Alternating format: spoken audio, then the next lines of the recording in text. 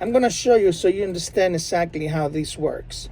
So right now, the needle, it's coming down, and the point of the hook is just sitting right behind the needle, as you can see there. That is not going to make a stitch at all, because what it needs to do is when the needle goes down and it start coming up, that's when you start getting the loop on the back of the hole of the needle. So in that position there, that's when the point of the hook should be at, not in this position. I'm going to explain you now why the timing is off on this machine.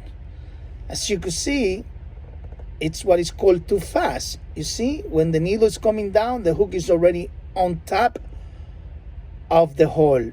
Okay, here's the machine now. If I turn the wheel by hand, I'm gonna look for that shaft right over here. You can't see, it's not easy to see, but you know, that is the shaft right over there. There's no other shaft here that I could lose, you know, there's no screws in there. So in here, I could definitely see a shaft with 1, 2 screws. There's 2 screws in there.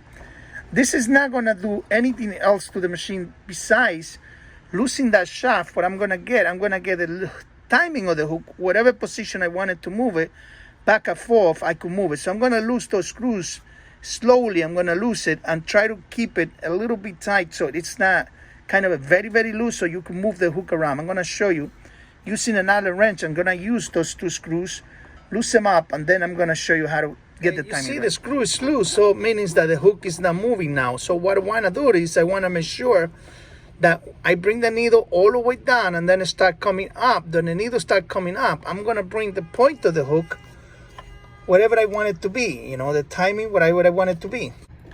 Okay, so, okay, the needle start coming down, needle start coming up. Now, the point of the hook is going to be just on top of the needle hole. You can see that?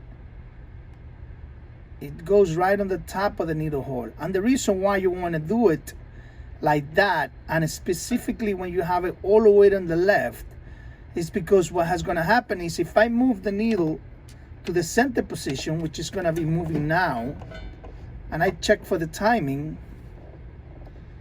see how it's right, perfectly right over there?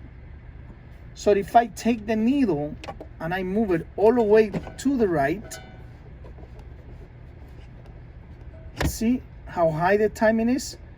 If I do this with the needle all the way on the right instead of all the way on the left, this is what's gonna happen. When it gets to the right, then the timing's gonna be off. Flip the machine back over. I'm gonna go inside here again and make sure the 2 screws that I loosen over here, both of them are tight.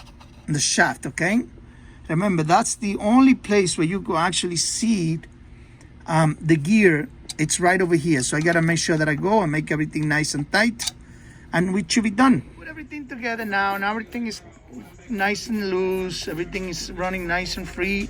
I have also added a little bit of oil on it just to make sure everything is nice and easy. I'm gonna sew it off and try it. Finish the machine. I'm gonna make some stitches. Oh, nice. As you can see, I'm testing the machine with the needle all the way on the left. If the machine is stitching fine with stitches all the way on the left, now if I select, you know, let's say stitch number 2, number 3, number 4, which is a zigzag, nice. See? Nice. Everything looks good. There you go. We got it right. I hope it's a video could help you a little bit.